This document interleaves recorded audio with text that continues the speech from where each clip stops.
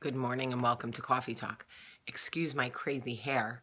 I put it in a bun when it was wet yesterday and now it's just sort of not good.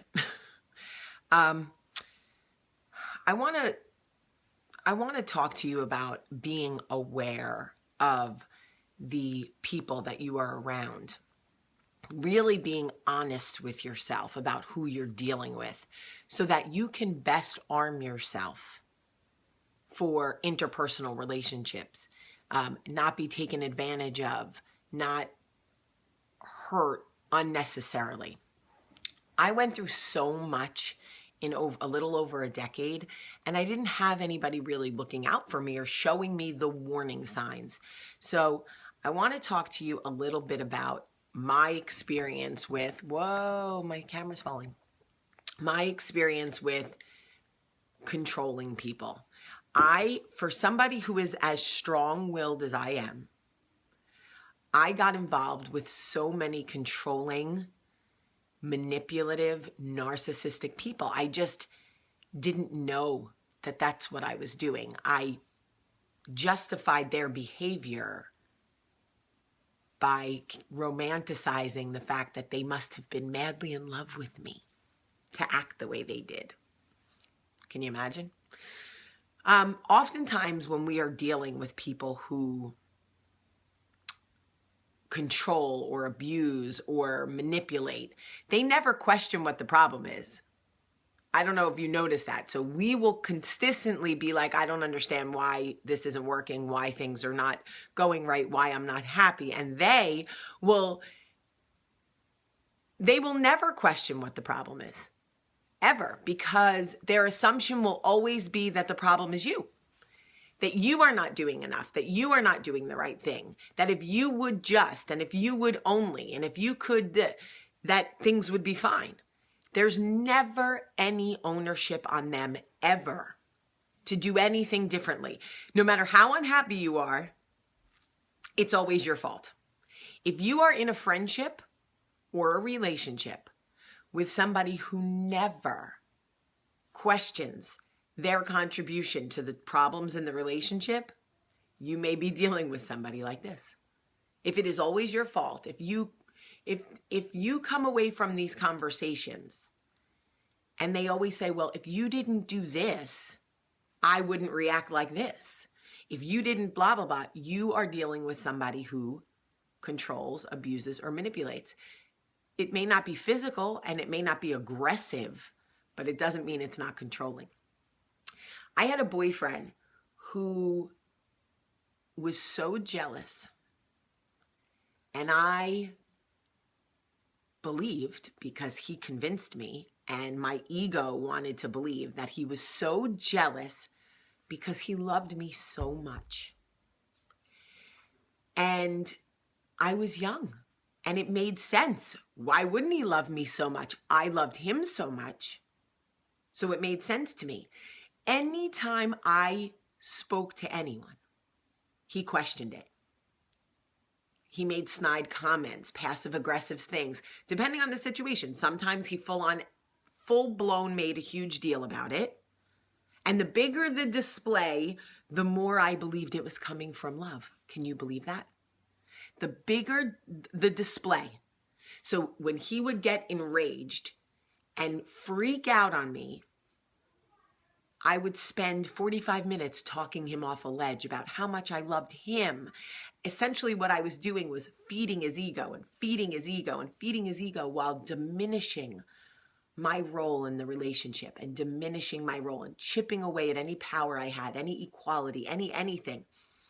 All in the name of love. That's what I was doing.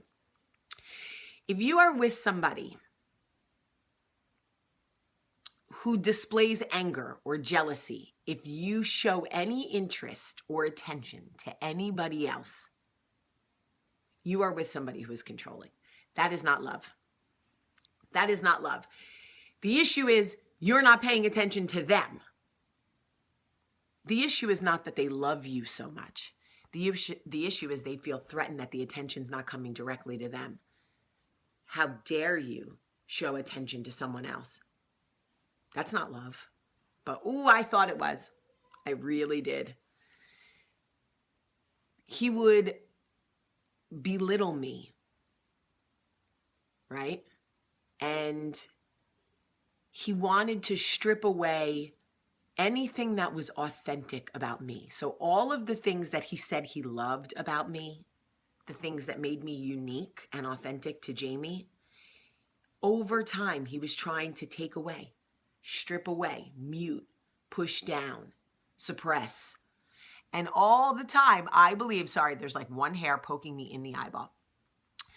All the time, I believed that it was in the name of love. That he loved me so much and he was so afraid that I would leave him that he almost had to behave this way. I had no idea what I was dealing with. If somebody is trying to rob you of your authenticity, if someone is trying to belittle what makes you unique and fantastic because they are threatened that somebody else will see it, that you will shine and become a light for somebody else, you are in a friendship or relationship with a controlling, manipulative person. They may not even know they are that way, but they are that way regardless. And it is not right for you. And it will never be right for you. How many times did he tell me he would change? At the end, when I started to catch on to what was going on, because sadly it took me 2 years. But towards the end, when I started to be like, listen, you're freaking out about nothing. Like, I don't think this is love anymore. I think you're a Looney Tune. The promises that he would change started to come. Every time. It'll be different. I'll be different. You're absolutely right. Right? They start to play into your own ego. I'm so lucky to have you. I don't know why I act this way. I just love you so much, but it's going to be different. And then the next time something happens, it wasn't different. It was the same. Only the apologies got better, more pathetic, more desperate. But I started to change. I started to see him for what he was as I got older and matured a little bit. And I thought, you've said you were going to be different like 15 times now and you haven't been. So something tells me this isn't going to change. Manipulative, controlling leopards don't change their spots. So if you see that pattern, it's going to be different. I promise. I'm going to change. I'm not going to act this way anymore. Run. They're lying. They may not want to be that way, but it is who they are right now. So judge the relationship or friendship for what is, not for what could be or what was.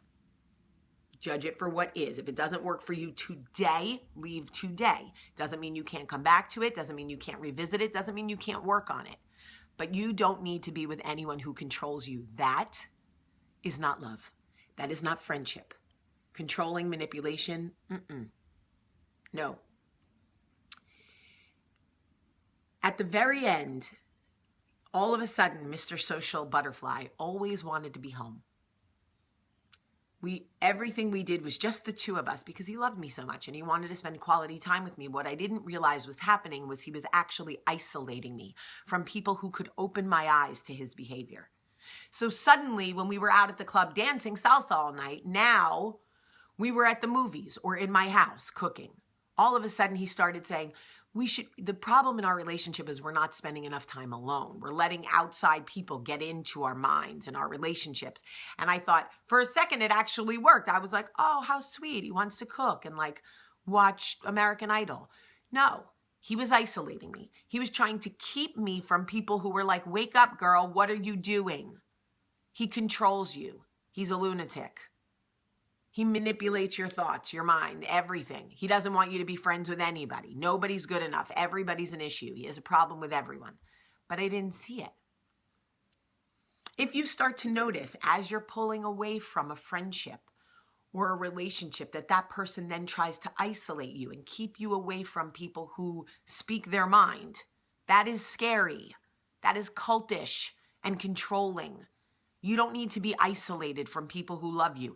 And anybody in the world who tries to keep you from your own mother, sisters, father, people who genuinely love you, I'm not talking about like the Looney Tune moms. I'm talking about like good family.